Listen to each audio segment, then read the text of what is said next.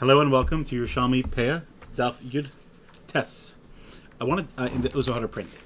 I wanted to point out something that I'm very passionate about, which is that every word in the Torah has its own meaning, and there is no such thing as one word, two words that describe the exact same thing. Every word is different, and we find this in today's Gemara. In the Lashon of Chazal, we find this a lot, and of course, we're not medayik necessarily every single word in Achronim. Although I've seen people do this in the words of the Ramchal, because he's also very, medactic and very careful. But there's also a certain brilliance about how he explains himself. But Kol Shekain, in the Torah, we are medactic, and even in the Lashon Chazal, there are many people like the Maral and the Ben Yoyada and many others who have written extensively about these distinctions. So I want to bring out one today, and I want to talk about one that we find throughout Zeram as well, globally. So the Gemara says that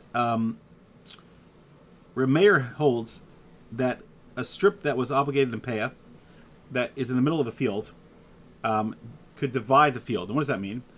So to tell you, there's a brayso that's a Tosefta, Parak Aleph, as we always mention.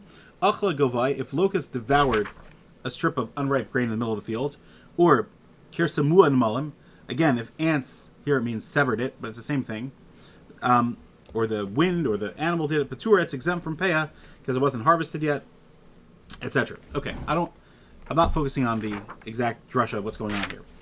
So, again, the Rosh Hashanah says explicitly that what's the pshat? That when it comes to the locust, it says they devoured achala, which means to devour.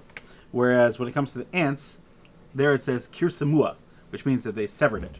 So he says a very simple thing. And that is that they each have a different angle of attack. Locusts attack from on top, they fly, and they consume the grain from top down, which is what achla means, to eat it. Whereas the ants chew the stalks at the ground and sever them because that's where they're located. So, very simple explanation. Thank you, Rosh Hashanah, based on Rashi and Menachos. But so important to understand Chazal.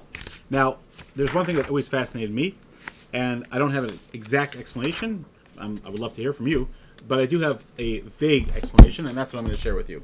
And that is that the Rav, the Rabbeinu Ovadia Bar Tanura, who lived in the 1400s and moved out of Italy and actually settled in Eretz Yisrael, and loves to talk about shumshimin, the sesames that are extremely extent and found in Eretz Yisrael throughout much of Zeram. He always talks about that and his time there when he was there, where he wrote most of his Pirush, from what I understand. I'm sure it came with him as well, but a lot of it was clearly written there. So he says that when it comes to harvesting, there are at least 5 different lashonos that we use. And again, this is a Rav in Parak Ches, Mishnah Aleph in Peah. So he says, to a grain, when we talk about harvesting, it's kotzer, which makes sense because you cut it. Okay, zaysim is called masika. Now, we've had this in the Yerushalmi. The way they would harvest it was by beating the tree. Even nowadays, I've seen videos of this. It makes the most sense. You beat it. They put a net to catch it. Anavim, grapes, are botzer. And again, I'm not sure why Betsira is a different lashon, but that means harvesting. Te'enim is ura. And tamarim, te'enim are figs. And tamarim are dates, is goder. So again, obviously it's describing different lashonos. I'm not so familiar with harvesting. If there's a farmer listening, please get back to me. I would love to hear.